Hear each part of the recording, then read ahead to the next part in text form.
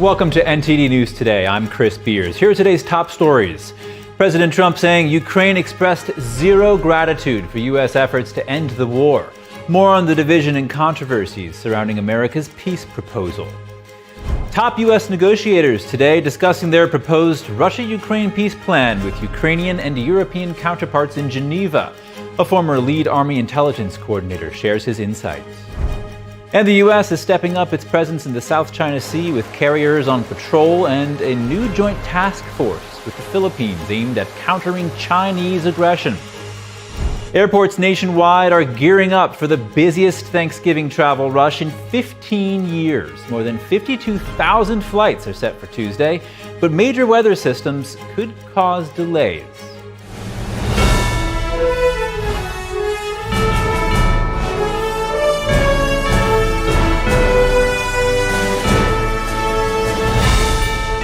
This is NTD News Today, live from our global headquarters in New York City.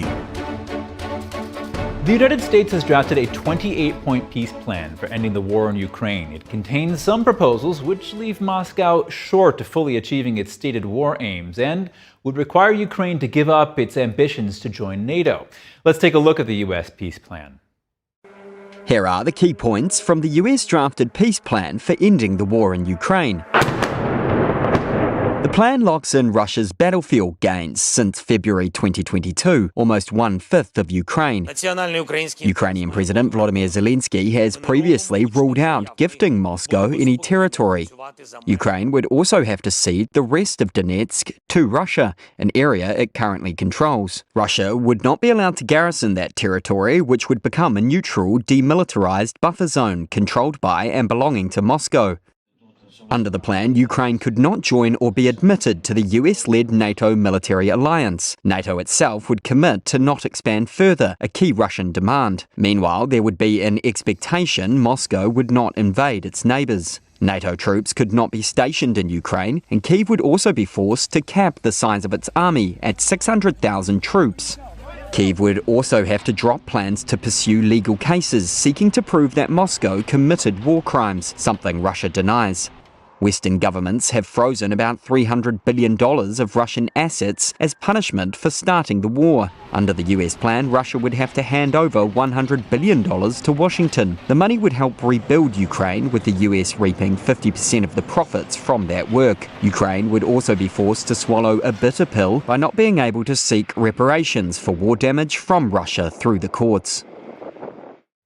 President Trump posting on Truth Social Sunday that Ukraine leadership has expressed zero gratitude for U.S. efforts to end the war, and that Europe continues to buy oil from Russia. Trump was in office. He added the war is a loss for everyone. Millions of people have died in the conflict. His remark comes as countries are divided over a sweeping U.S. peace plan to end the Ukraine war. Trump wants Ukraine to accept the peace plan by Thanksgiving. Trump said Saturday that the peace plan is not his final offer to Ukraine. President, is this your final offer to Ukraine? No, not my Sir, do you still plan? Sir, do you still plan? I would like to get the peace. It should have happened a long time ago. The Ukraine war with Russia should have never happened. If I were president, it never would have happened. We're trying to get it ended. One way or the other, we have to get it ended. Senators Mike Rounds and Angus King claim that Secretary of State Marco Rubio told them the plan was not authored by the United States. Senators said they were told the plan was received from an intermediary and is essentially the wish list of the Russians. Rubio pushed back, posting on X that the peace proposal was authored by the U.S. and that it's based on input from both Russia and Ukraine. Rubio is in Geneva today to iron out details of the agreement with the Ukrainian and European security officials. Ukrainian President Volodymyr Zelensky said today that the peace plan may consider a number of elements critical to Ukraine's interest. He noted that work is underway to ensure all elements are truly effective in achieving the goal of ending the war. Ukraine's allies have criticized the peace plan, issuing a joint statement at the G20 summit that the plan would leave Ukraine vulnerable to attack. They expressed concerns over the border changes in the plan. The statement was inked by countries including the UK, Germany, France, and Canada. Top officials from the U.S., Ukraine, and Europe gathered in Geneva today to discuss Washington's draft plan to end the war in Ukraine. Here's more. Today, German Chancellor Friedrich Merz said he's not convinced a deal acceptable to Ukraine can be reached by that deadline. Today is Sunday. President Trump's plan is to reach an agreement on Thursday. We are still very far from that. That doesn't mean it's completely impossible to reach, but I'm skeptical whether such an outcome is possible given the current differences. Merz said he has put forward his own proposal, now being discussed in Geneva, to at least take a first step by Thursday if the full 28 points can't be resolved in time. Spain's Prime Minister Pedro Sanchez also called for revisions to the proposal, saying Ukrainians and Europeans must feel fully represented in any peace plan. And European Commission President Ursula von der Leyen outlined 3 principles Europe sees as non-negotiable: that Ukraine's borders cannot be changed by force, that its military cannot be reduced, leaving it vulnerable to an attack, and that the European Union must have a central role in the peace deal for Ukraine. Turkey's President Tayyip Erdogan said he will speak with Russian President Vladimir Putin on Monday about ongoing peace efforts and will share the outcome with U.S. and European leaders. Joining me now to discuss the 28-point peace plan to end the Russia-Ukraine war is Kervin Oakwin, former lead intelligence, surveillance, and reconnaissance coordinator for the U.S. Army. Kervin has direct experience in U.S.-Russia relations. During the first Trump administration, he participated in an overt anti-Russian campaign and now hosts the geopolitical intelligence podcast, This Week Explained. Welcome back, Kervin. The Ukrainian delegation discussing the 28-point peace plan with European and American counterparts in Geneva today. What do you expect to come out of these talks? Well, first of all, thank you so much for having me. Good to see you. I think this is very an important situation that we're seeing here right now. And so, what are we looking at? I think we're looking at typical business practices from a businessman in President Donald Trump, who was giving an ultimatum of a certain date to come to a conclusion of this, knowing full well the conclusion can't be made. But he's getting people to negotiate now. We spent the last few months the states spent the last few months talking to the Ukrainian side, talking to the Russian side. We couldn't get the two sides to come together and put a plan in place. So now we have a 28-point plan, much like the bullet point plan that we saw in Gaza, and then a forceful rhetoric of you're going to agree to this by Thursday, Thanksgiving. That's something we know President Trump likes to do. He likes these big holidays to present something, but knowing full well that with the sheer magnitude and implications of this conflict, that deal's not going to happen by Thursday. But it's going to get people negotiating, and you're going to have different plans being put out from different delegates, so that at some point the two presidents can come together, that Zelensky and Putin can come together and negotiate in good faith. Now, critics of this plan have been outspoken about it. We're hearing that senators calling it a Russian wish list. We'll get into that in a little bit, but I want to just ask, how far apart do you think the two parties are on this plan, Russia and Ukraine at this point? Yeah, I think they're still oceans apart. Look, I'm hearing some within the Russian mill bloggers that Russia will not even agree to this 28-point plan. So I kind of laugh at the fact that people think this is just based off of a Russian wish list. I don't think Russia is wishing to give away $100 billion that they feel was taken from this through various sanctions, and give it to Ukraine for rebuilding. I don't think that was part of Russia's plan. I think what we're seeing here is something that looks more pro-Russia than other deals that Western Europe would have liked to have made. But there's a reason for that. It's to get Ukraine to come to the table. And from a business aspect, this is what happens in negotiations. You offer something you know is not going to be approved by either side if you're mediating, in the hopes that there are a few things that they can start to agree to, and then it does not look like complete capitulation one side to the other. And the big thing here is both leaders have to go back to their people and claim victory when all is said and done. Now, Kervin, you're saying that what's significant about this is that it's getting people to talk when there wasn't the kind of urgency perhaps Trump would have liked to have seen prior. So, do you think that these talks could actually go somewhere, or do you think that this could sort of just peter out and then we'll be waiting a few months and then there'll be another moment like this? I mean, that's the $100 billion question, and recent history tells us that it's the former, right? So, um, I don't know. I honestly don't know what's going to come of this. I don't know what Putin is going to say. I don't know what Zelensky is going to say. I know right now that it is getting delegations to talk to each other, but you have two presidents who honestly do not like each other and have said publicly, whether on podcasts or within their own state media, that they will not sit down with the other person. The other person is a villain. And until they bridge that gap of mistrust, I don't know that we get sincere talks from the two leaders who have to agree to this. Yeah, it'll definitely be interesting to see that if that actually happens. But we've seen a lot of surprising things happen in the Trump administration so far, so who knows? Now, U.S. senators, coming back to the senators, they're critical of this plan, some of them, and they said Marco Rubio called it a Russian wish list, after which Rubio said it was authored by the U.S. What can you tell us about the origins of this proposal? Yeah, I think it's something that I always say on the podcast is that two things can be true at the same time. It is a wish list given to the United States that they then took and put a 28-point plan together. Look, this is what's going to happen. You will take a wish list from the Russian Federation. You will take a wish list from Ukraine, and you will sort of smash them together in what the mediators, think the two sides can agree to. You'll put that on a plan, present it to both sides, and have them debate over what they can accept.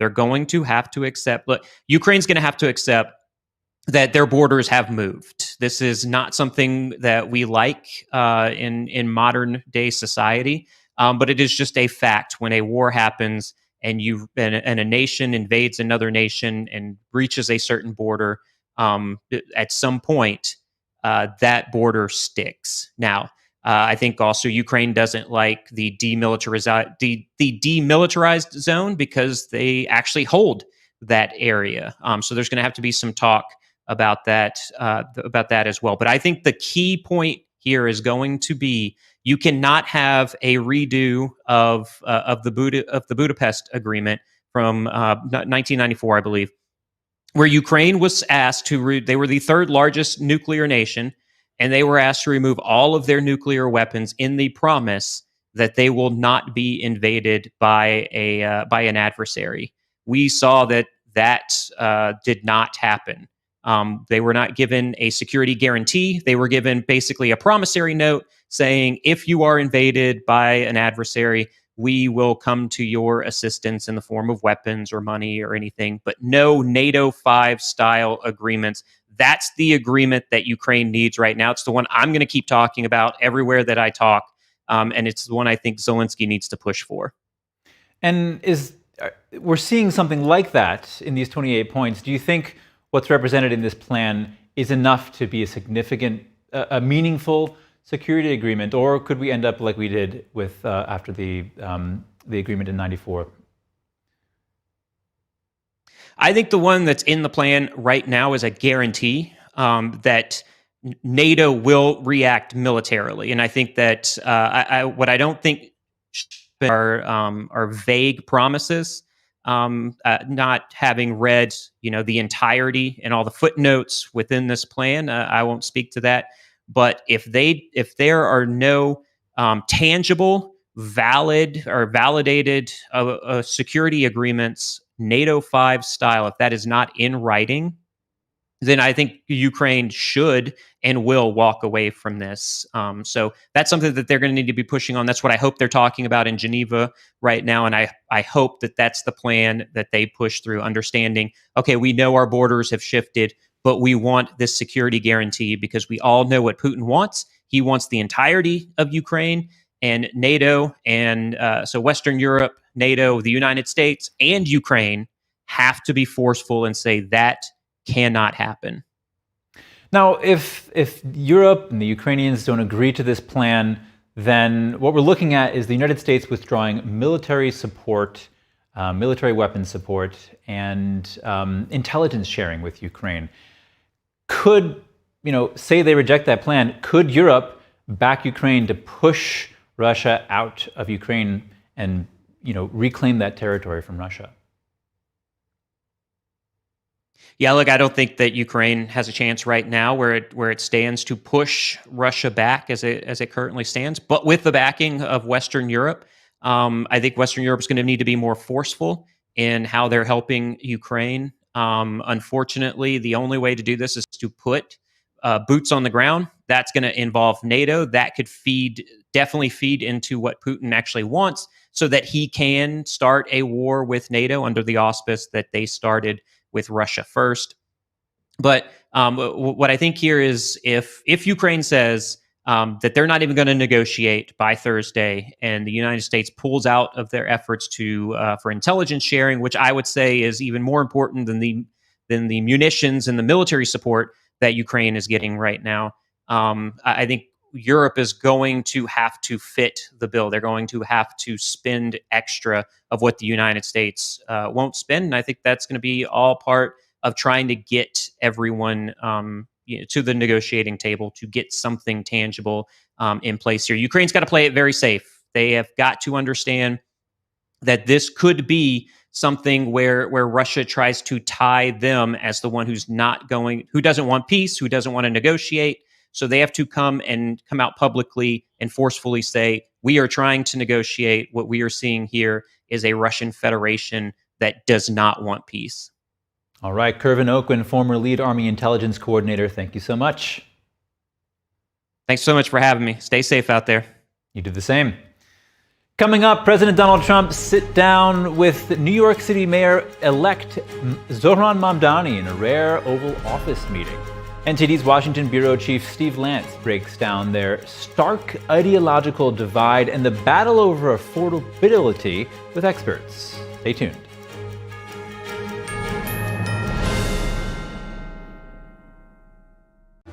Kids love it. Parents trust it. Obviously. Explore GJW Plus Kids Series and Ganjion Campus courses led by expert educators. This is spectacular. Children will learn values like respect, responsibility, and knowledge in language, science, and more. Wow. All while having fun. Perfect. Subscribe today at GJW Plus Kids, where learning meets fun. This is Pho-licious. Now, what is pho? It's an authentic Vietnamese noodle dish. Pho-licious chicken pho brings the comforting, aromatic flavors of Vietnam to your bowl. And Mama Thu's signature spice blend. Well, this chicken pho is as close to homemade as it gets without the wait. Some cubed chicken, a little lime, and then the magic moment. See you soon, my friends. Pho-licious is now available at your local Walmart or walmart.com. Are you sitting at home living in pain? Maybe it's in your hands, maybe your back or your hips. The good news is you don't need to live in pain. Why? Because there is Omega XL, a one-of-a-kind, natural, powerful joint relief supplement created from the green lip mussels of New Zealand. Drug-free, non-habit forming. It's small, easy to swallow, and it's backed by more than 40 years of clinical research. If you're experiencing daily aches and pains due to aging and overuse, try Omega XL. Just ask anybody who uses it. The results are undeniable. I had a lot of joint pain, and that slowed me down. I had considerable pain in my back. Really felt the pain. I mean, in my ankles and in my heels. I'm telling you about something that's gonna change your life. It has revived me. This works. I'm not a prisoner anymore to my pain. As I was getting older, my joints started to feel that wear and tear. But then I tried Omega XL, and it changed my life. Today I'm here at my ranch exercising some of my polo ponies. So as you get older, it gets tougher. I was starting to suffer some of that business, and then I ran into somebody who said, look, you should try Omega XL. And and look what it's done. I feel better than I felt in the last 30 years. And Omega XL gave me the ability to get back in the saddle. It works great. If you're in pain, I want you to know that there is real hope out there. I'm living proof. See the difference it can make in your life, just like it did in mine. Call now or order online to receive our special TV offer. Buy 1 bottle of Omega XL and get a second free. Plus, we'll also include a free bottle of Vitamin XL D3. 2 free bottles for the price of 1 bottle of Omega XL. A total value of $115. You pay only $49.95 and it ships free. Plus, you get a money-back guarantee. Buy 1, get 2 free. Call or go online right now.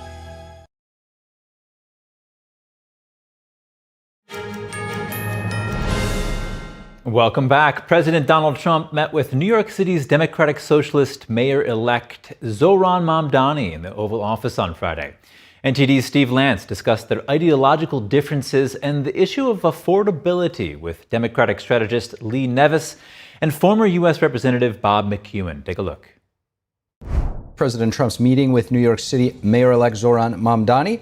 We have Democratic strategist Lee Nevis and former Congressman Bob McEwen. It's great to have you all back with us. So after months of trading jabs, President Trump and the mayor-elect finally meeting today face-to-face, and instead of leaning into those insults, they seem to brush them all off and struck a rather civil tone. Here's what they had to say today. I think both President Trump and I, we are very clear about our positions and our views, and what I really appreciate about the president is that the meeting that we had focused not on places of disagreement, which there are many, and also focused on the shared purpose that we have in serving New Yorkers. I really think he has a chance to do a great job. We're going to help him, but I really think he has a chance to do a great job. Now, if Lee and the congressman get along that great today, I don't know what to say, but Lee, what is your reaction to the meeting, and is this a much-needed conversation to be had?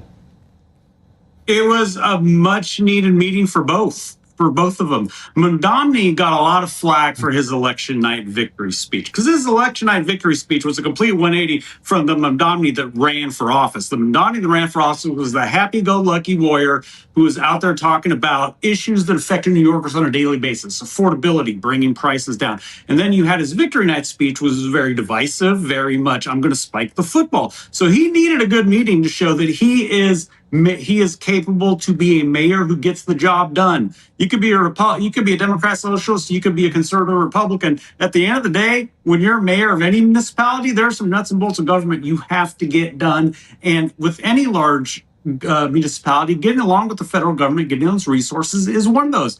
On the other hand, President Trump also needed a good meeting because he's not had a really good week. From the piggy comment to lashing out at ABC News for asking a simple question, to saying that 6 Democratic Congress people should possibly get the death penalty.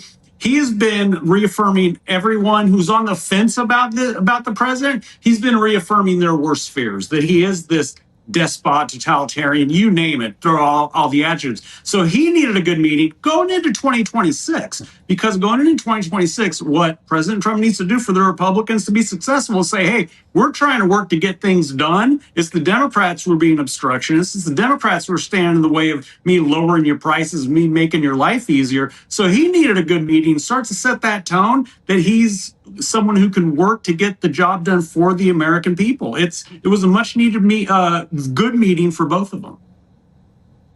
Congressman, I think most Americans find it refreshing when both sides of the aisle can strike a civil tone.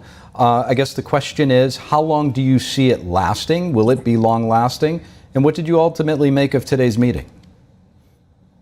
Well, as you know, Donald Trump is an extremely charming individual. Nobody has created a movement like he has done. People love being around him. Whenever you're around him, you laugh. And you notice that he just set foot for 4 hours in Sharm el-Sheikh in Egypt. And just because he was there, because of the rebirth of the strength of the United States, 30 heads of state, the Prime Minister of Great Britain, the President of France, the President of the 4th largest nation on earth, Indonesia, the President of Pakistan, who wanted to nominate him for the Peace Prize. People just want to be around him. We remember when a fellow could lay on the beach and nobody even take a look. But what has happened in the process is understanding that a rebirth of America, because we stand for freedom. The greater the freedom, the greater the wealth. The greater the socialism, the greater the poverty.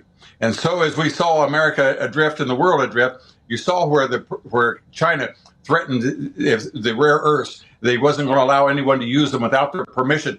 Donald Trump in 3 days went from Tokyo to Seoul to 8 countries in Asia. They all signed an agreement. And by the end of the week, on Friday last week, the president of China said, okay, we take all of that back. So I appreciate we have these wonderful young immigrants that come here. The head of the Progressive Caucus in the Congress from Indonesia. We have this now, the new incoming mayor of New York. These young people that if they ever ran a business or grew up on a farm would understand that freedom creates wealth. Socialism, remember this, government can never give anybody anything that it doesn't first take from someone else. And the degree to which it does that is the degree to which it turns the richest nation in Latin America into the poorest nation in Latin America, et cetera, et cetera. And we certainly pray and hope that that doesn't happen to New York City. Now, the common ground that the president and the mayor-elect had is really in identifying some of the greatest challenges in affordability that the common American man and woman are facing. Let's hear more from Mamdani. When I spoke to New Yorkers who had voted for the president last November on Hillside Avenue and Fordham Road, I asked them why. I heard again and again 2 major reasons. One was that they wanted an end to forever wars. They wanted an end to the taxpayer dollars we had funding violations of human rights, and they wanted to address the cost of living crisis. So, Lee, there's a variety of policy issues on the table. The big one is affordability, but the question is how to tackle this issue. Given ideological differences, do you see any room for compromise when it's time for real action? They're going to have to. I mean, when you have, everyone knows affordability is the issue of 2026. It's why the Democrats did so well in these past elections of 2025. It's why you now have Democratic governors in Virginia and in New Jersey, and why the Democrats did so well in statewide elections in Georgia. Affordability is it. I mean, even out here in California, we had a wide open governor's race, and the top people are all talking about affordability. And voters are going to want to see something done on it. They're not going to want just talking points. We've been talking about it for a year. President Trump said the day he got in office, he's going to lower prices. Well, guess what? They haven't been lowered. They've actually been going up. Inflation has gone up. So there's some is going to have to be done. And at the end of the day, both sides are going to have to say, okay, we're going to have to give a little because we need to accomplish something. Because if we don't, voters are going to take it out on us come the first Tuesday in November of 2026. Congressman, do you want to address Lee's point as to, a lot of people are talking about the president still not being able to shift the direction of inflation, the president pointing to it taking time to fix the Biden administration's policies that were in effect? Well, and that's important to address, because when the costs go into a product and they increase the cost of the thing being sold, you can freeze the growth in the cost, but you can't reverse it because all of those pieces were already paid. Let me explain. On January 20th of 2021, when Joe Biden was sworn in as president, into January 20th of 2025, when he left office, the same house, the very same home, the payments per month were twice as high. The capacity of young people to purchase that home because of the inflation of the price of the home, plus the increase in interest rates. So and how do you make the prices come down? You have to increase the production. You have to have a greater supply. And so he's been able to do that in oil. And so we have 30 states now with the price of gasoline below $3. He's done it by protecting the influx of people taking jobs across an uncontrolled border. And so when you see the things that are happening with the new jobs coming back finally after 30 years of seeing them leaving our country, all of those things are good. And so you notice that the left doesn't mention those things. It doesn't mention about China cleaning our clock as it was. So the only thing they can say is, well, the prices haven't come down yet. Well, they won't. They're going to stay there. Our goal is to keep it from increasing 10% a year, as they did under Joe Biden, is to have them freeze so that we can increase the production and people can have it. And for the first time now in 5 years, the real wages have gone up, which means they grew faster than inflation. That's what creates wealth. That's what will turn our country around and is in the process of doing it very rapidly.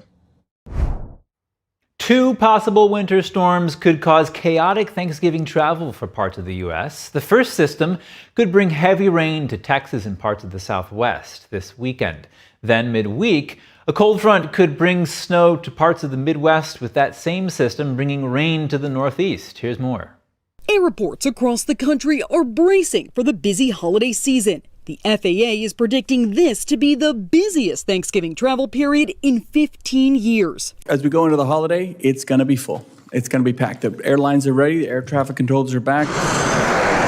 Tuesday is expected to be the peak travel day with more than 52,000 flights. But the weather could cause major disruptions in parts of the country. From this weekend into early next week, there's one system and then another system moving in. A large portion of the country could see rain this weekend, with the worst hitting parts of Texas and the southern plains. The second system bringing a cold front, where rain could turn to snow in some areas like Minneapolis as early as Tuesday. This comes as AAA expects a record-breaking 82 million people to travel 50 miles or more next week, with at least 73 million on the roads. You should not be driving in inclement weather. AAA spokesperson Aixa Diaz says even a little bad weather can cause delays on roads as drivers hit the brakes. If you are driving, AAA says some of the worst times to travel are Tuesday between noon and 9 p.m., Wednesday between 11 a.m. and 8 p.m., and Sunday between 11 a.m. and 8 p.m. I'm Jen Sullivan reporting. A trip through New York City's crowded subway system usually offers a pungent mix of odors, but along one platform inside Grand Central Terminal this holiday season, the air might smell of vanilla and fresh pine. Bath & Body Works is using a new advertising campaign to share a scent. The fragrance is being released on the 42nd Street shuttle train platform through November. It estimates that 20 to 30 pounds of fragrance will be dispersed by the end of the month when the campaign ends. The Metropolitan Transportation Authority said this is the first ad campaign like this in the transit system. They hope it will help bring in more revenue. Bath & Body Works Chief Marketing Officer said the company chose Fresh Balsam for the campaign. It's one of the brand's most iconic holiday scents and a long-running seasonal favorite. Coming up, the U.S. is stepping up its presence in the South China Sea with carriers on patrol and a new joint task force with the Philippines aimed at countering Chinese aggression. And supporters of Brazil's former president Jair Bolsonaro gathered in Brasilia Saturday night after federal police detained him. The Supreme Court will review Bolsonaro's detention on Monday. Stay tuned.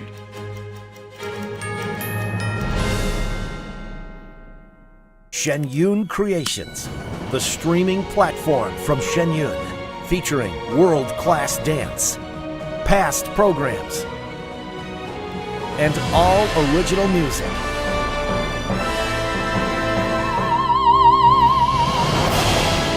Masterclasses, behind the scenes, comedy, and more. Explore shenyuncreations.com. MixFix is a custom formulated, full-spectrum organic detox product to achieve better health and overall function. It's not just the longevity of life, but quality of life.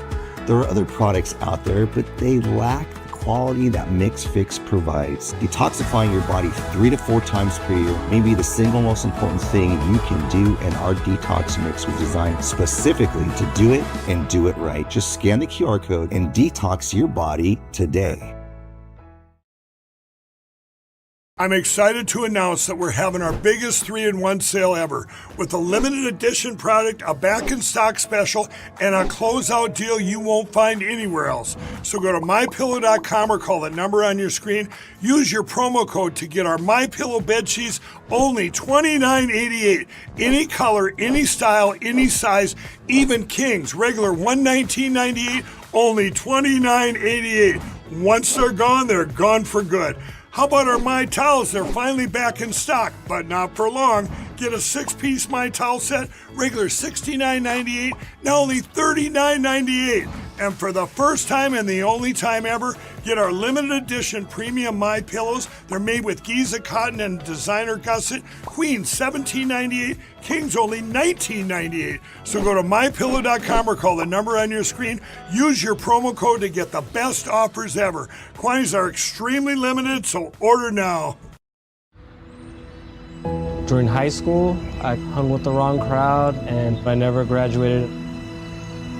I helped Santiago in many different ways, like all fathers do, because he always wanted to go to college. I felt a little embarrassed to come back to school, but eventually, once I came here, I knew that it's for a bigger goal. He was very dedicated, hardworking. He connected with his teachers, he connected with other students. That was one of the key reasons why he was able to keep forging ahead.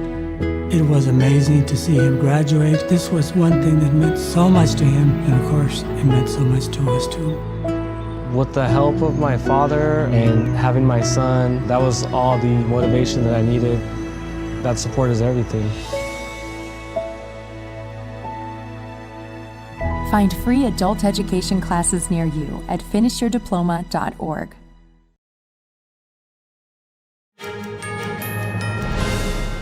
Welcome back. The U.S. is signaling a stronger commitment to stability in the South China Sea through a steady naval presence and a new military partnership with the Philippines. Over the weekend, there have been two major developments. First, there's an American carrier strike group operating near the Scarborough Shoal, one of the most contested areas in the South China Sea. And second, the launch of a joint task force designed to respond faster to Chinese aggression in the region. Here's more. The USS George Washington is now in the South China Sea. It entered through the Luzon Strait last week, taking over as the Nimitz Carrier Strike Group wrapped up operations. Both carriers are nuclear-powered. On Friday, the George Washington Group positioned near the site where two Navy aircrafts crashed last month. Before leaving the region, the Nimitz Strike Group joined Japan and the Philippines for a trilateral patrol near the Scarborough Shoal, a region heavily contested by both Manila and Beijing. China protested the joint patrol and even sent bombers to fly over the area. The Philippines Coast Guard also reported multiple Chinese Navy and Coast Guard vessels surrounding the shoal. At the same time, Washington and Manila are taking a new step to counter Beijing's pressure. U.S. War Secretary Pete Hegseth and his Philippine counterpart announced a new joint task force aimed at deterring Chinese coercion. The task force will help U.S. and Philippine forces react more quickly to Chinese ships in contested waters and improve coordination during any future crisis. Tensions have remained high for months, with repeated close encounters around disputed shoals. Both countries say this expanded cooperation is meant to re-establish deterrence in one of the world's most critical waterways. Former Brazilian President Jair Bolsonaro was taken into federal police custody on Saturday before a planned supporters' vigil near his home, ending months of house arrest. Bolsonaro's lawyer said they plan to appeal the detention order. Former Brazilian President Jair Bolsonaro was taken into federal police custody on Saturday, citing an escape risk, before a planned supporters' vigil near his home, that is. In a court decision seen by Reuters, Supreme Court Justice Alexander de Moraes said the gathering outside could undermine police monitoring of Bolsonaro's home. The judge also noted evidence of tampering with the ex-president's ankle monitor the night before. Bolsonaro is appealing a Supreme Court conviction and more than 27-year prison sentence for plotting a coup after losing the 2022 presidential election. He's been under house arrest for months for a separate case alleging he courted U.S. interference with the criminal charges. In a statement, Bolsonaro's lawyers said that what would be a, quote, prayer vigil was guaranteed by the Brazilian constitution under the right to religious freedom, and that they plan to file an appeal. Bia Kicis, a federal lawmaker from Bolsonaro's party, called his arrest an injustice. The judge's decision to arrest Bolsonaro will be submitted to a Supreme Court panel on Monday for confirmation. Global tensions, including a U.S. boycott, are casting a shadow over the G20 summit in South Africa. Expectations for a strong joint statement on climate action and debt relief remain low. Still, South Africa's president managed to push through a declaration addressing global challenges such as the climate crisis, despite objections from Washington. The South African president said Sunday that the leaders' declaration reflects a renewed commitment to multilateral cooperation. Here's more. South Africa on Saturday began hosting the first ever G20 summit on African soil, but hopes for a strong declaration on climate and debt relief for developing nations are slim. Geopolitical tensions are high, and US President Donald Trump is boycotting the meeting. Washington has rejected South Africa's agenda of promoting global solidarity and helping developing nations adapt to worsening climate shocks, transition to clean energy and to ease debt burdens. The summit is being held in Soweto, a suburb of Johannesburg, infamous under apartheid as a community for black South Africans barred from living in the city itself. Even before President Trump returned to the White House, there were divisions among G20 members over sharing the cost of climate action. Other absentees include Argentina's Javier Milei and China's Xi Jinping. The summit finishes on Sunday. And with the US scheduled to chair the next G20 summit, South African President Cyril Ramaphosa quipped he would hand the G20 presidency to an empty chair. Coming up, a new study looks into the link between ultra-processed foods and health. We dig deep with a nutritionist after the break.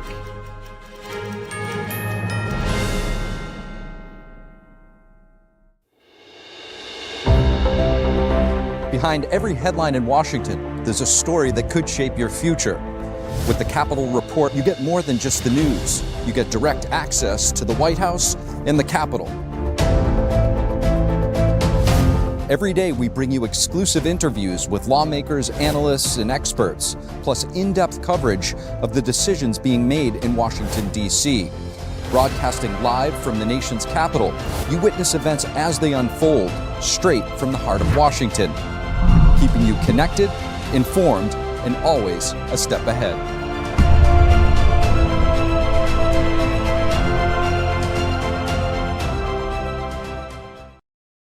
I've stayed hidden for decades, but I had to come back because they started selling Folicious at Walmart. This isn't your average soup. It's made with real beef tallow and fresh spices. They think I survive on berries and bark, but this is real pho with real broth, and I'm never going back. They followed the smell of the pho. I gotta move. If they find this stash, it's over. Folicious. Restaurant quality, anywhere. According to ancient Chinese medicine, purslane is considered a medicinal herb and is used to help lower cholesterol, improve vascular functions, and prevent diabetes. Perilla seeds can nourish the lungs and spleen. It is used to treat asthma and improve pulmonary functions. Puritang green vegetable omega-3 is made from purslane and perilla seeds from Hwangmae Mountain in South Korea. It contains over 90% of omega-3, 6, 7, and 9. The highest concentration possible without chemical additives. The soft gel is made of natural seaweed. It is 100% organic and vegan. Both adults and children can take it with peace of mind. Ancient recipes were passed down from heaven to bring prosperity and longevity. Puritang green vegetable omega-3. Say goodbye to harsh, bitter coffee and hello to a delicious, smooth brew. With specialty quality beans, expertly roasted in-house, you'll taste the difference with every sip. Fermented with a blend of 50 enzymes, Days Coffee delivers a rich brew like no other. Made with the highest grade specialty beans available, you're sure to taste the difference. Elevate your morning with Days Enzyme Fermented Coffee.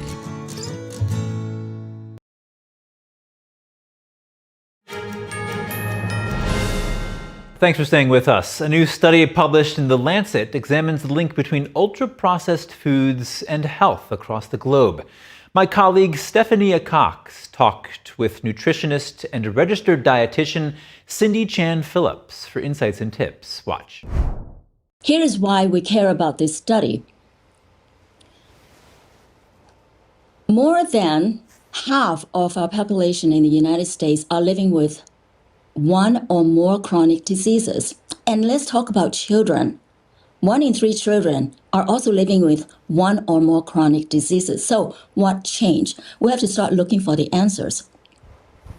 And if you look at the packaged food, more than 70%, this is according to our government, more than 70% of our packaged foods are ultra-processed foods.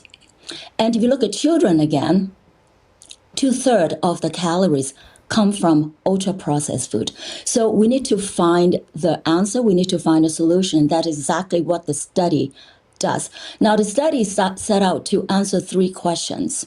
But the most important question it set out to answer is whether the studies, the evidence support the notion that ultra-processed food lead to increase of chronic diseases such as cancer, type 2 diabetes, hypertension, obesity, and heart diseases.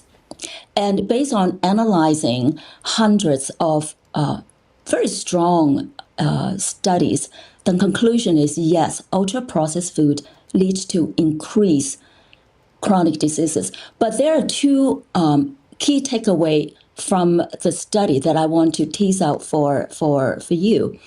And that is the 2 dichotomy, two things going on in here, 2 dynamics. One is eating ultra-processed food displays the protective whole food diet that can protect you from getting sick and keep you healthy. That's number 1. And number 2, eating ultra-processed food also harms your body by increasing your risk of ultra-processed food. So we need to do something about it. And that's exactly where I want to really pick your brain, because you're spending all your time really helping people drive towards that greater health that should be their birthright. But all of these factors have kind of swirled around to, impair people in so many ways, in the way that impairing health just does impact every part of a person's life. But I know that your master's was in fast food children's meals. So it was interesting that you mentioned there alarming statistics for children's food as well. This is really impacting people from all generations and all across the globe, as this study also mentioned. But I mean, what we're looking at here is how to get back to those kind of traditions, food traditions that carried through the generations that helped people live healthy lives while living modern lifestyles. And I know from your website, you also help people navigate those decisions between having busy lives and raising healthy children and living a healthy life. If you could speak more to the solutions that you see people could start to use in their own lives. I like the premise of your question. How do we get back to it? Which means that some dynamics in our lifestyle, in the society, have caused us to move away from the traditional whole food-based diet pattern that are protective and keep us healthy. Look, you also mentioned that we are busy, and ultra-processed food are here to stay, and you walk into a store, all you see are beautiful packages with huge, big health claim on the front that's screaming for you to buy them, that they're ready to consume, and they are supposed to be tastier. So we need to understand that. And that really leads me to speak about the common mistake that we see as we think about eating whole food healthier would be too expensive and we are too busy for it. But there are easy solutions for that. For example, let me give you a few tips that you can do at the grocery store and also at home as well. When you're at a grocery store, the truth, when you pick up a food package, is to flip to the back of the package and choose the type of packaged food that has the shortest list of ingredients. Let me give you an example. Let's say you feel like having burger for tomorrow, and you go and you pick up one package that's a burger patty, and all it says is ingredient is beef. And you pick up another package, and it has like 20 list of ingredients with preservatives, with additives, with coloring. Which one do you want to choose? You want to choose the one with the shortest list that just says beef. And shop the parameters. That's where the whole foods are. Get the vegetables from the vegetable produce section, and also get the meat from the meat case. Now, to save money, I'm going to give you several easy things that you can do. And then you can buy bulk. You can buy bulk beans. You can buy frozen.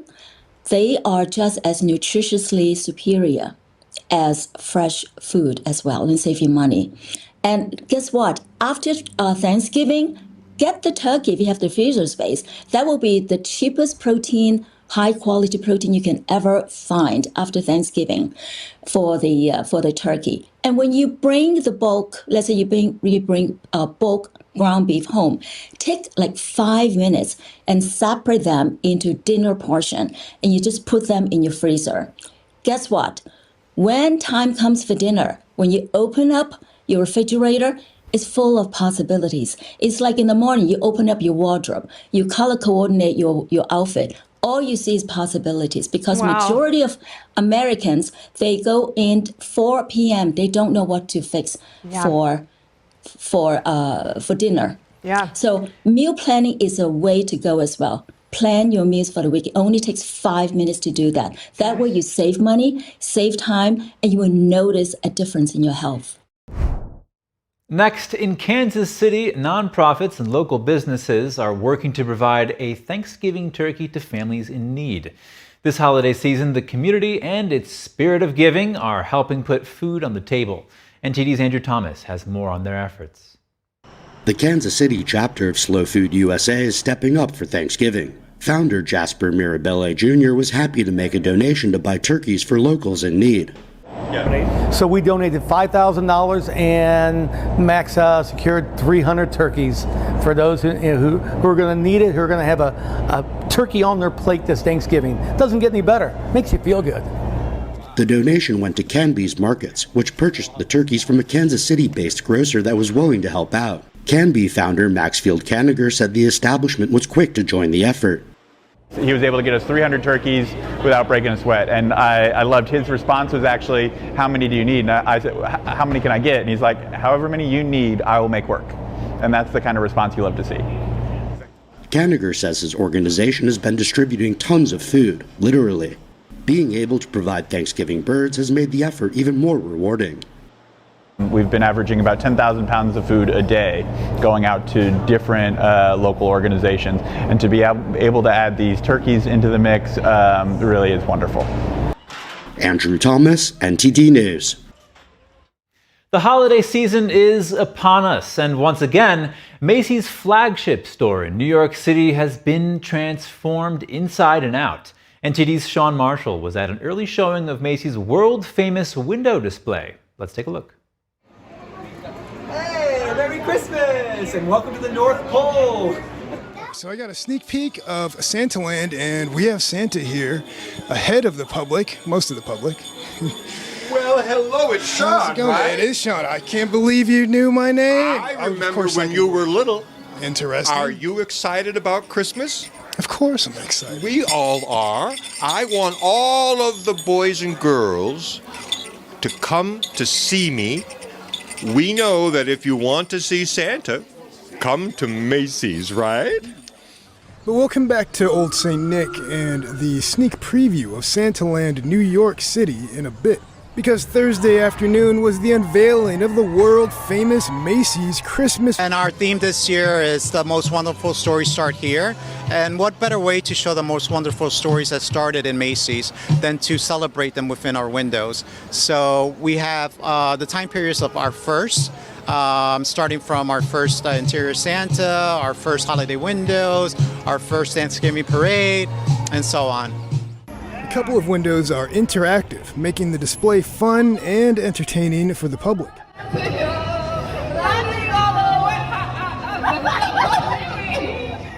Any surprises in any of the windows? I think every window is a little different. So it's, when you see it, all these windows are hand illustrated, so they're all hand drawn. All the line work that you see here took hundreds and hundreds of hours in each window to do. So, I mean, as you take a look at the detail, everything is done by hand.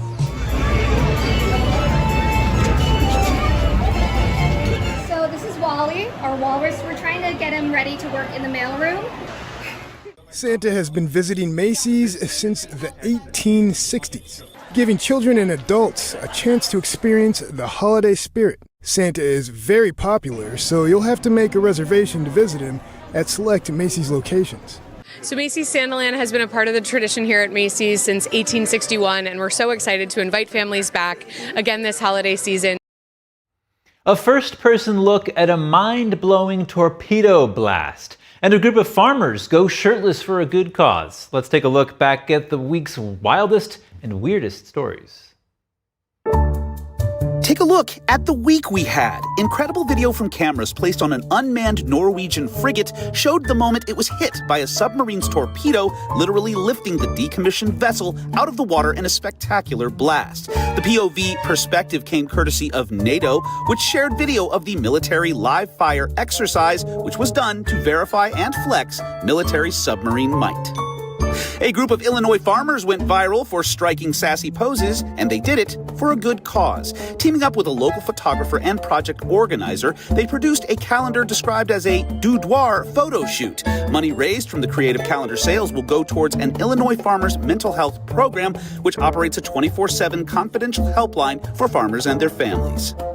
A rare and spirited interaction between a dolphin and a family of manatees was caught on camera by the most unlikely of photographers, a police officer. A detective and licensed drone pilot with the Bradenton PD in Florida was testing out a new drone as first responder program when he spotted the marine mammal meet and greet in the waters below. He said, as a lifelong Floridian, the surreal sight was a first. Finally, in a first for a Utah animal welfare team, a wild owl that fell into a cement mixer was saved thanks to painstaking rehab efforts. The great horned owl was brought to the Best Friends Animal Society in Utah after being discovered inside of the mixer, partially covered in hardened concrete. For 6 days, the team bathed the sedated owl and meticulously scrubbed the gritty substance from its face, chest, and wing. And owl scowl aside, the bird is now recovering and even making some short flights. That's all for today's news. Thank you for tuning in. Stay with us for NTD Evening News at 6 p.m. Eastern, 3 Pacific.